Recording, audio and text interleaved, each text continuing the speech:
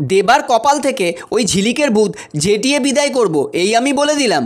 ওই পুষ্প আর ওর মেয়ে আমার ছেলের ঘাড়ে বসে বসে খাবে এ আমি কিছুতেই হতে দেব না। ছোটবেলা থেকে আমি না খেয়ে না দিয়ে দেবাকে মানুষ করেছি, আর এখন যেই না দেখছে দেবার একটু কাজকর্ম ভালো চলছে অমনি লাভের গুড় খেতে চলে এসেছে। এটা আমি কিছুতেই হতে দেব না। আখির পেছন পেছন দেবা ঘুরছে দেখে রেগে যায় কমলা।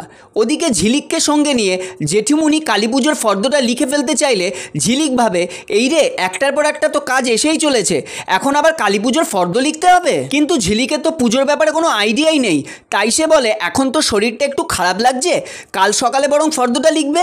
এই বলে সেখান থেকে কেটে পড়ে ঝিলিক। এদিকে আখি কাজে হাত লাগাতে চাইলে দেবা তার হাতটা ধরে বলে আজ সারাদিন তো ওর অনেক ধকল গেছে, তাই ঝিলিককে আর কিছু করতে হবে না, সবাই আছে তো ওরাই করে নেবে। এদিকে আখি আর দেবার এত ঢলাঢলি একদম সহ্য করতে পারে না কমলা, আর সমতার মায়ের কাছ থেকে জানতে পারে দেবাই নাকি আজকের পিকনিকের সমস্ত খরচা দিয়েছে।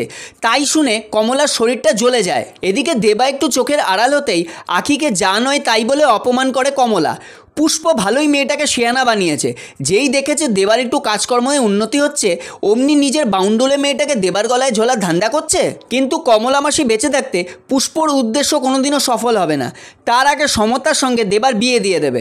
কথাগুলো শুনে আখি কেঁদে ফেলে। এদিকে দেবা এসে কমলাকে বলে এত বাজে ব্যবহার সে কেন করলো ঝিলিকের সাথে, ঝিলিক তো এসবের কিছুই জানে না। এরপর আখি দেবাকে বারণ করে দেয় সে যেন তার সাথে আর কথা না বলে, কারণ আখি চায় না তার জন্য মা আর ছেলের মধ্যে কোনো রকমের কোনো অশান্তি হোক। এদিকে ঠাম্মি আর নীলিমা মিলে পুজোর সমস্ত বাসন বার করে ঝিলিককে মাজতে বসিয়ে দেয়, আর বলে বাসন মাজা হয়ে গেলে সে যেন ঠাকুরের জায়গাটা ভালো করে সাজিয়ে দেয়। কিন্তু পুজোর অতগুলো বাসন দেখে ঝিলিকের তো ভিমড়ি খাওয়ার জোগাড়, সে তো এসব ঘরের কাজ কোনোদিনও কিছুই করেনি। তো বন্ধুরা এরপর কি হয় সেটি জানতে আজই আমাদের চ্যানেলটি সাবস্ক্রাইব